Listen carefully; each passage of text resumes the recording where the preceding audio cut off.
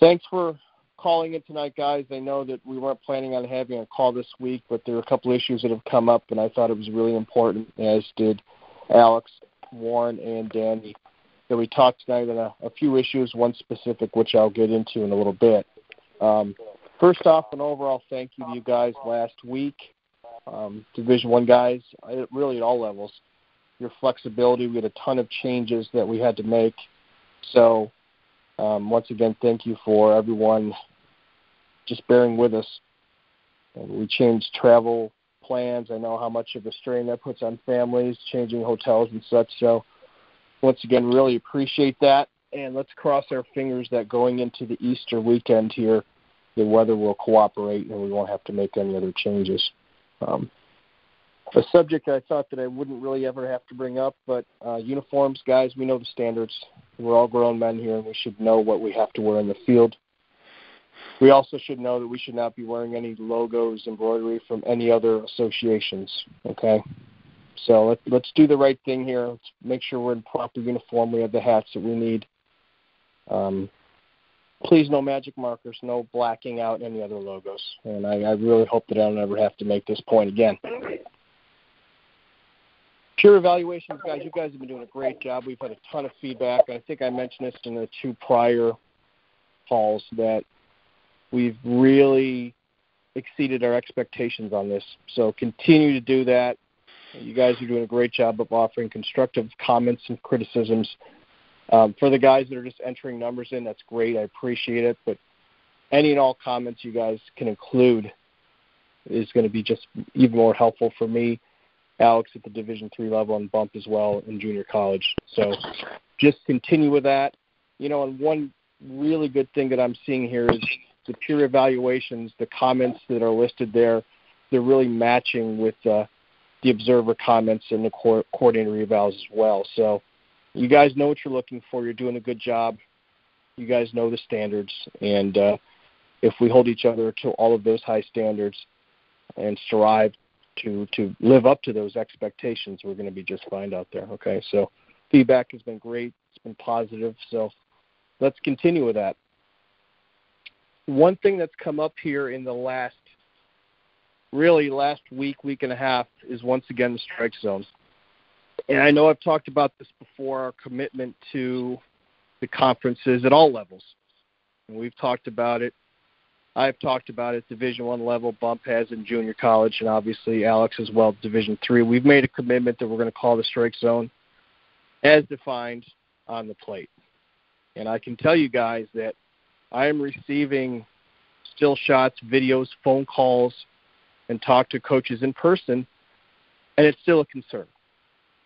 And the concern really is that we're calling pitches either on the chalk of the outside batter's box or in the batter's box. And, guys, we all know that's just not acceptable. We know that we miss pitches. We're not going to be perfect back there, but we cannot be calling pitches that are that wide. And if there's one thing that coaches are very upset about, are those things. And let's be honest, a lot of these schools now, even in our area, and I think that a lot of people just view some of the technologies that are out there clearly in professional baseball, but a lot of us think that it's mostly down south or out west. But I've been to two sites in the last week where they are taking pictures and tracking these pitches via video and still shots. Now, they have not figured out the technology to log those pitches or to chart them like you would in professional baseball. But don't think for a second that that's not on the horizon. So this technology is out there, and I received an email today with pictures. So, guys, the days of getting away with a wide zone because nobody can see it from behind or video or take pictures of, they're gone. So I'm getting this information. I'm getting these emails and phone calls. So let's really work hard to make sure that we are calling the pitches as called in the strike zone on the plate. And it needs to change, and needs to change quickly, all right? Now, some of the things that can help us out here, let's just think about this. Let's identify where the catcher's setting up pre-pitch. And identify what your catcher does. Is he a catcher that moves around? late, which we all love. But most of the time our catchers are setting up in a position early enough. We've established our slot. We have our view. Let's figure out where the glove is, okay? If you know he's setting up outside the box, if his glove's outside and it smacks the middle of his body in the glove, you know he's off the plate. It can't be a strike, even if he sticks it, okay? Just know his position. Establish and get a good feel for where that outside is, and know that if he has to reach outside for a pitch and he's set middle out, that pitch has to be off the plate. All right? Now, that being said, here's one thing that I talked about last week, but let's just talk about it again. Now that we are calling pitches that are on the plate and we're not as wide as we used to, we have to make sure that we work hard to get the borderline pitches up and down. Okay? Because if we're not going wide and we're not going up and down either, then there's no strike zone there. And the batters, the teams, the coaches, the players, they're all going to react to your zone. They're going to adjust to it. And you can call those pitches strikes, especially at the bottom part of the zone like I talked about last week. Okay? So we're going to strive for perfection out there, guys. We all miss pitches, I know. But think about this, and any guys that have been in any of our camps before, and I know I've spoken about this, you know, I'm not certain of the exact percentage depending on the game and the pitching level, but really anywhere from 80, 85, 90% of the pitches during your game call themselves, the obvious ones. So we're judged on that 15 to 20% of pitches, okay? So we can't miss obvious ones. Obvious strikes we can't miss. And, guys, in my mind, a pitch in the batter's box should be an obvious ball. Can't be a strike. All right, so let's work harder to really, really take care of that situation and focus in on calling the pitches on the plate. I've been lucky enough to be around Bill McCallum really the last few weeks. I've seen him every weekend, and we just happened to meet up. So, you know, he's given me a ton of great feedback, and whenever he's seen one of you guys work, I've done my best to pass that information along. But just a couple of things that we talked about this past weekend. Guys, let's echo box, okay? I know personally I always had a problem with that for whatever reason. But if one of your partners calls a balk, echo it. It looks so good. And we saw a couple of examples this weekend with guys doing it right and wrong.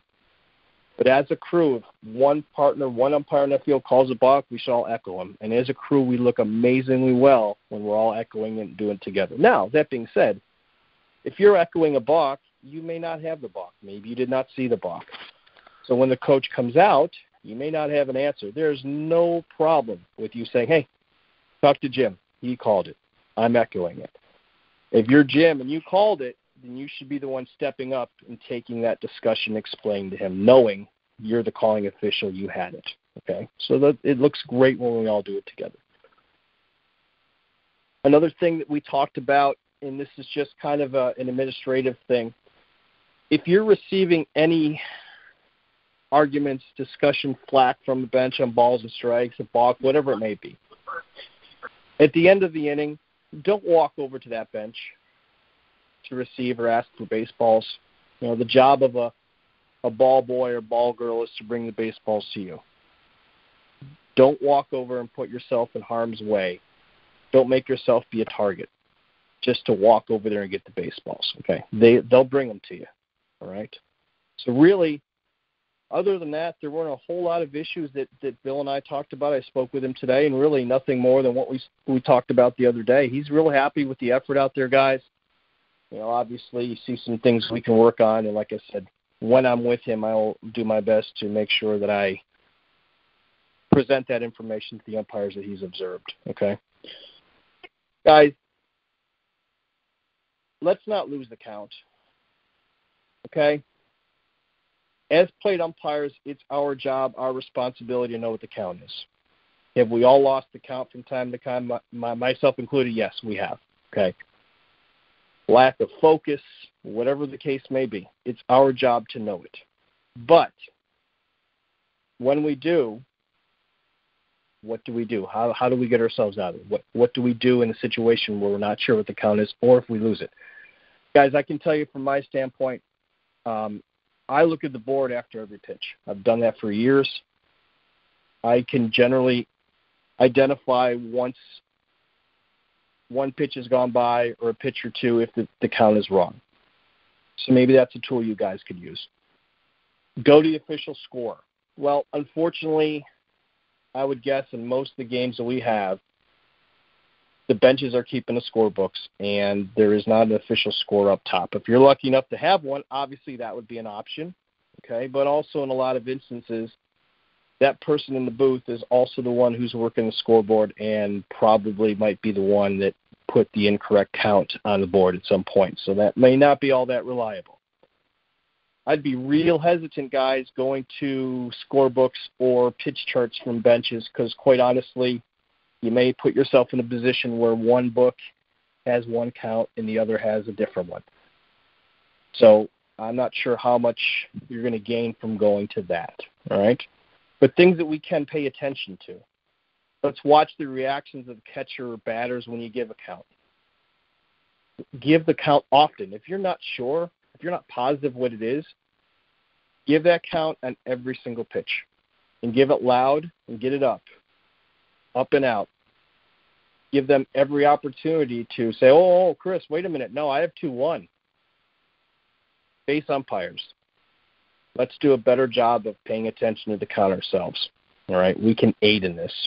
But also, if you have an idea from the bases that the count may not be correct, that's your time to look at the benches, watch the reactions, see who's scrambling to look and see at their books if it's right, see which coaches are complaining or saying, no, that's wrong. Look at the batter.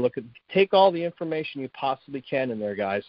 So if we have to get together as a crew, we can base our decision based off of the reaction of a hitter or a catcher. Did nobody move? Did he just go to first? Whatever it may be, let's take all that information in to make a better decision. But quite honestly, at the end of the day, guys, let's not lose the count. All right?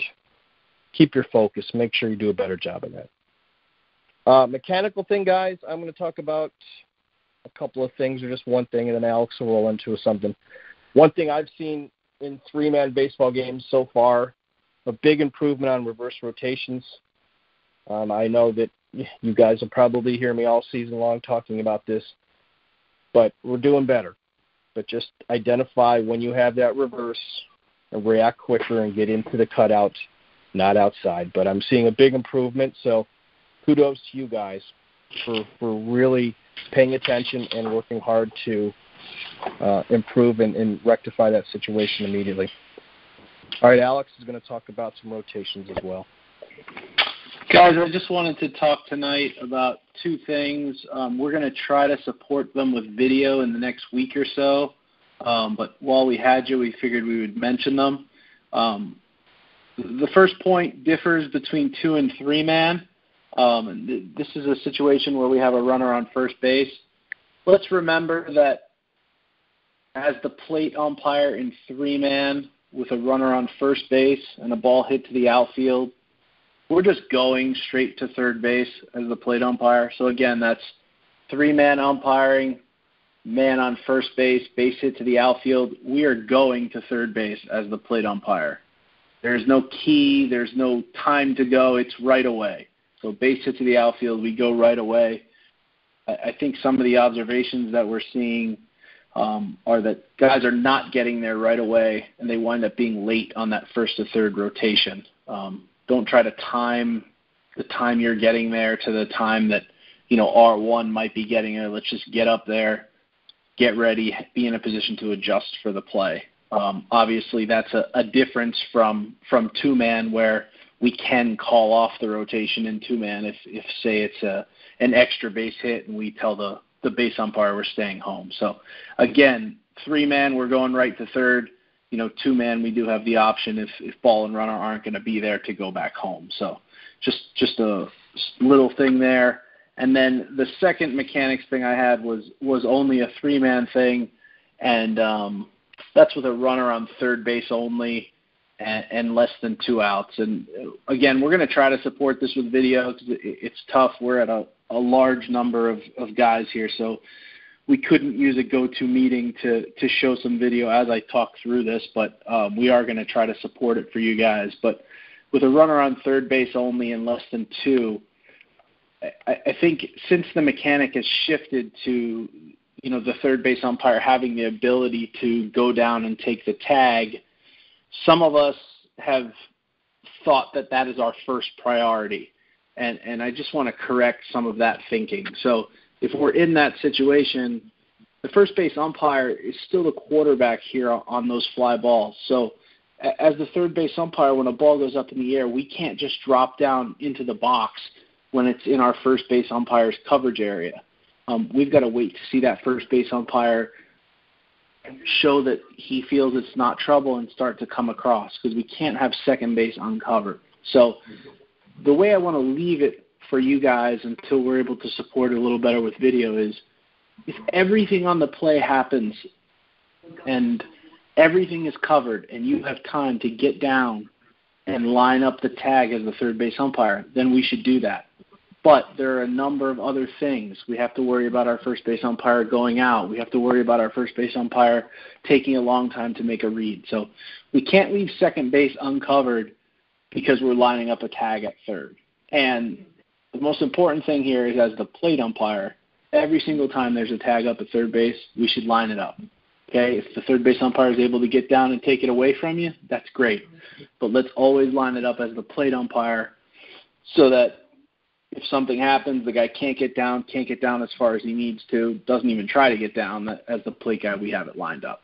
So those are the two mechanics things for the night. Again, we're going to try to support those with video. And the last thing that I wanted to talk to you guys about was a rule interpretation that came out on March 1st. This is something that Randy put out as it related to the windup and the set position. I think this is a little bit different than most of the pitching problems we're dealing with. But what we're seeing, I think, across all levels is pitchers are trying to vary the speed of their motions to somehow disturb the batter's rhythm. So in the windup, maybe he goes a little faster. Maybe he pumps his arms a second time, whatever it may be. And some of those things are legal in the windup, to slow up your windup, or even pause for a second in the windup after you've started. That is all legal. The one thing that was sent into us on video that is not legal is, if a pitcher starts in the set position, he cannot disrupt his delivery to the plate once he has started. So in the windup, sure, you can take that pause. But if you're in the set position, once you start towards the plate, you must continue in a continuous motion. We got a copy of a video of a player from LIU, actually Zach Peterson, number 2, for those of you that might have LIU coming up. Just be on the lookout. He was in a situation in the set, always pitches from the set, hangs the leg and just kind of leaves it there. Trying to mute some lines here. Always in the set, brings the leg up, and just kind of hangs and dangles it there for a split second, even longer than a split second. And that's something that we got to get, guys. And it's different than some of our other pitching rules because there's no warning there. You know, when a pitcher does that from the set position and delays his motion, that is an illegal pitch, which with no runners on base is a ball, and with runners on base is a balk. So just be on the lookout. Again, you guys in the NEC, LIU, he's a weekend pitcher. He's been the 2 guy recently. And we're going to try to, on our end, make sure it gets headed off at the pass with Dan from LIU, so that hopefully we don't have to deal with it on the field. But, again, that is something that Randy put out March 1st, and got to make sure that we get that enforcement correct. So I think without further ado, we are going to move into Marsh on NCAA video number 8. All right, guys, and this is really the main reason why we wanted to speak with you guys tonight, because we want to make sure that we can eliminate any confusion out there with this video. For those of you who had not logged into the Central Hub and had seen the video, I believe Alex had distributed it to you guys today. But if you haven't seen either one of those, basically there's a play, ground ball to the infield, shortstop covering. As the shortstop comes across second base to throw to first for the back end of the double play, runner on first base takes a path and veers off towards his left, if you can picture that, towards the pitcher's mind. So effectively, he gives himself up, all right? And for really most of us who've been umpiring this rule for at least a decade or more, we've always known that to be, if the runner's giving himself up and veering off, that's been legal. Well, the interpretation on the NCAA video number 8 said this would be called a slide rule infraction. Okay, guys, that's not correct. There was a mistake with the NCAA.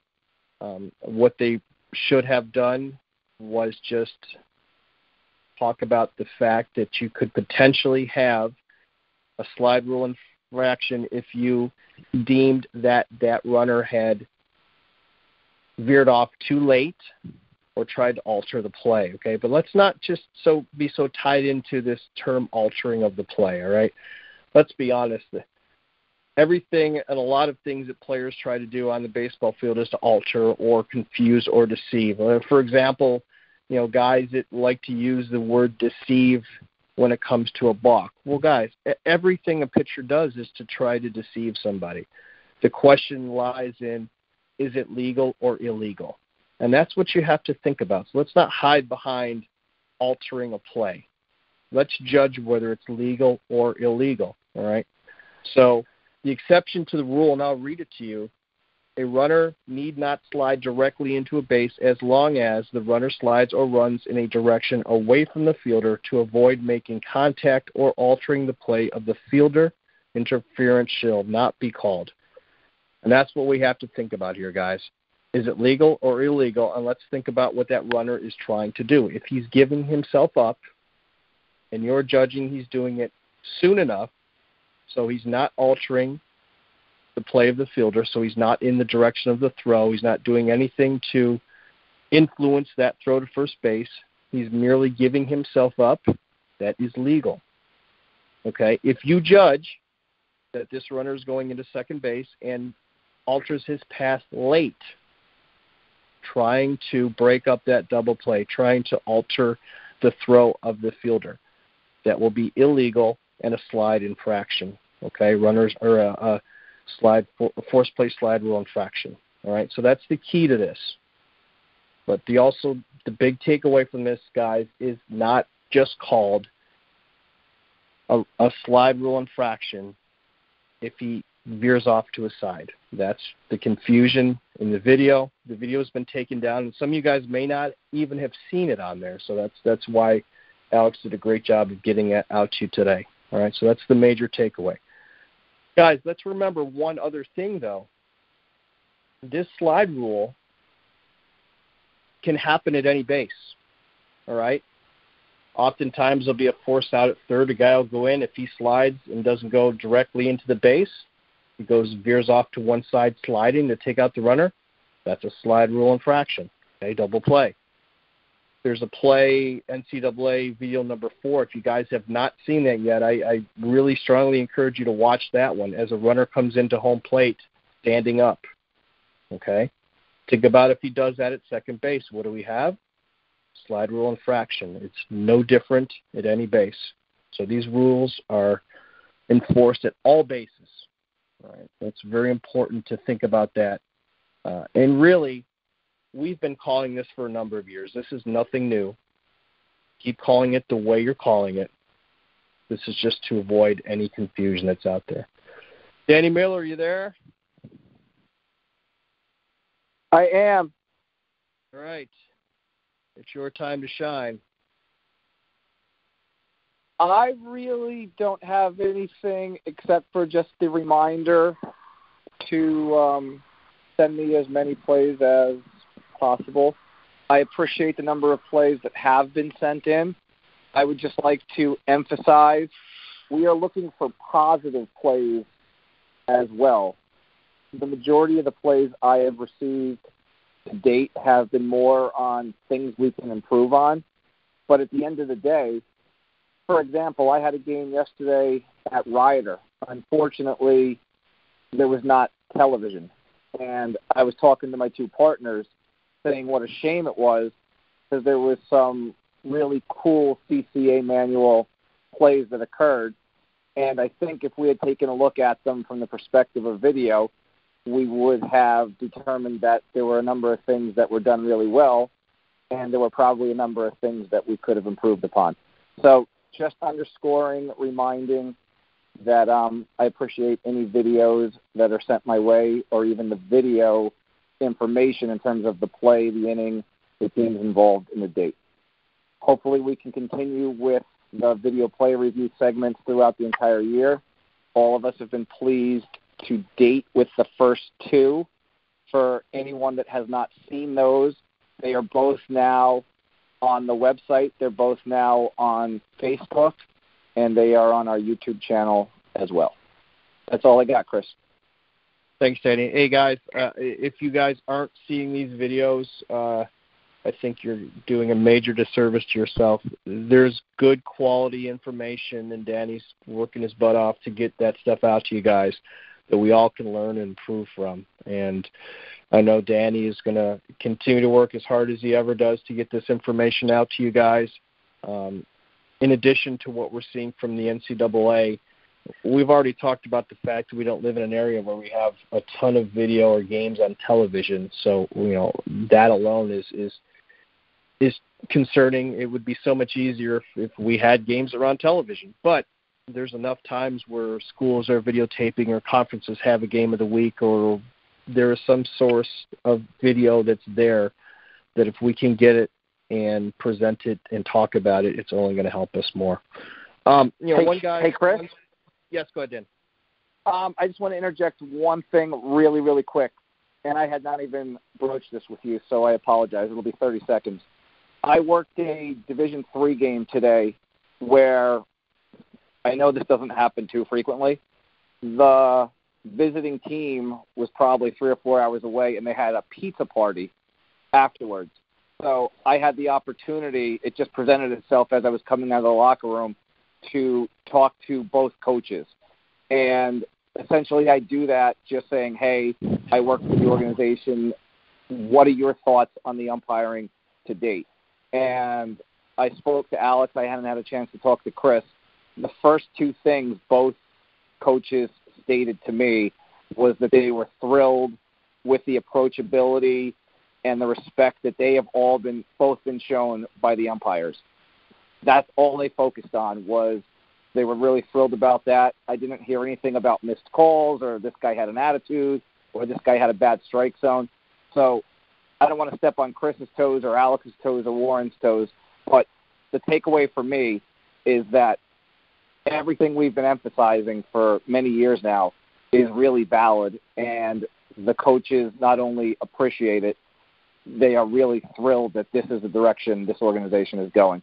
So I didn't have a chance to point that out to Chris, so I just wanted to let all of those umpires know that the coaches are paying attention to this, and I'll speak for Chris and Alex that we all appreciate it.